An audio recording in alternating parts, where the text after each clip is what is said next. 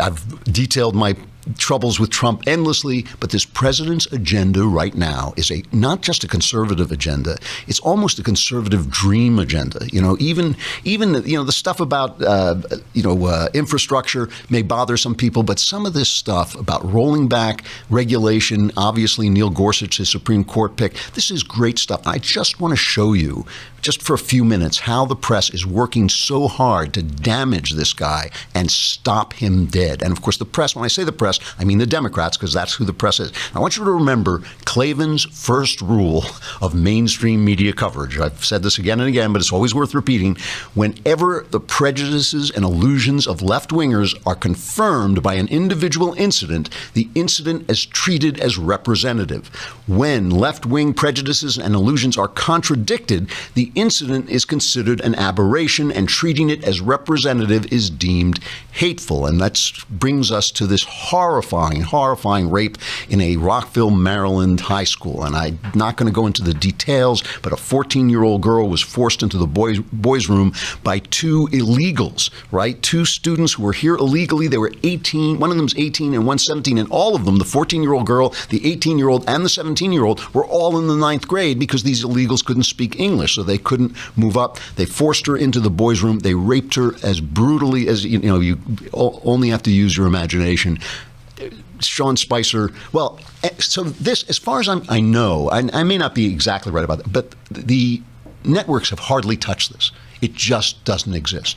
It doesn't exist because of the first rule of mainstream media coverage. It can't be representative of the problem with letting people unvetted into the country, because then you would have to stop letting people unvetted into the country. And where would the Democrats get their voters from?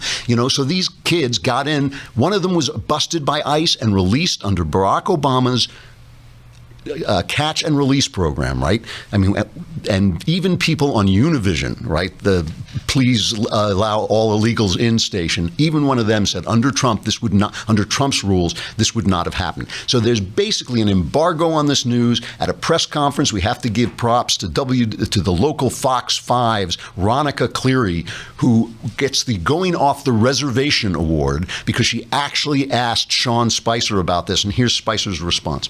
This is a tragic event, and it's horrendous and horrible and disgusting what this young woman in Rockville went through.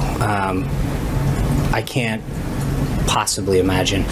So first of all, let's remember the human side of this, that this is a tragic event that no child, no person, no parent should ever have to deal with. Schools should be a place where a parent puts their child on a bus or drops them off or sees them off and knows that they're safe.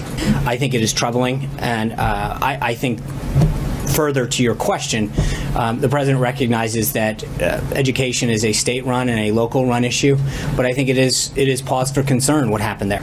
So I hear you about it being a state issue. Let's talk about something, though, that the president has implemented and introduced, Voice.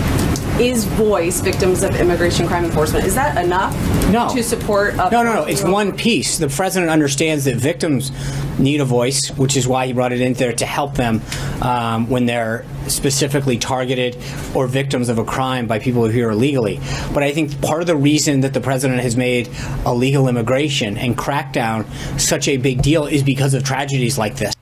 So, again, Ronica Cleary gets the Going Off the Reservation award. But, you say, well, why isn't the illegal dreamer who is an honor student, why isn't he representative of all illegal dreamers? All I'm saying is it's just as fair. It's just as fair to take one example as another example. And the thing is, how many little girls have to get raped before it's a problem? Because guess what? If it doesn't happen in a public school, which is where it's going to happen, and it happens in a private school, and it happens to somebody's daughter in power, if somebody's daughter in the media, if it's somebody's daughter in the media, then it only takes one. That's all it takes is one. But because this person is not a famous person, because she's not in government, because she's not working for CBS or NBC or ABC, they don't have to cover the story. And this, look, it's on Obama. This rape is on Obama. I'm sorry, but it is. And it is representative of the problem, one of the problems that Trump is trying to fix and is being thwarted at every turn. All right, I got to say goodbye to Facebook and YouTube, but come on over to thedailywire.com. You can hear the rest. If you subscribe, you can be in next week's mailbag, but you can hear the mailbag today.